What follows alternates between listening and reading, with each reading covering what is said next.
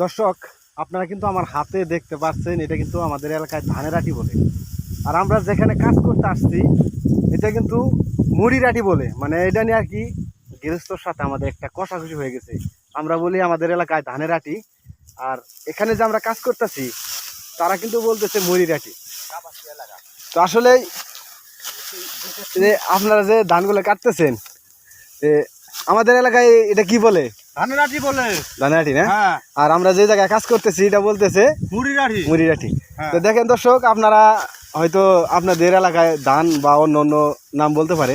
তো মামা, তা আসলে কি খবর এই যে আমরা যে কাজ করতেছি? হ্যাঁ, তা আমাদের এলাকায় তো বলে যে ধানের আটি, আর আমরা যেখানে কাজ করতেছি সেখানে কিন্তু বলতেছে মুড়ির আটি। মুড়ির আটি।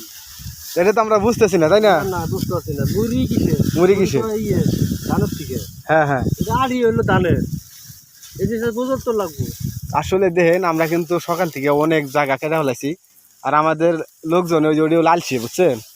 ওই লোকটি একদম একবার আলসে লোক। মানে দেখেন আমরা ইন্দা কাইটা কিন্তু এদিকে বসছি, আর আমরা যে কথাটা কইতেছি আমাদের আমাদের জায়গায় কিন্তু বলে ধানের আটি, আর এই জায়গায় কিন্তু এলে বলতেছে মুড়ির আটি। তো আপনাদের এলাকায় কি বলে অবশ্যই একটু কমেন্ট করে জানাবেন।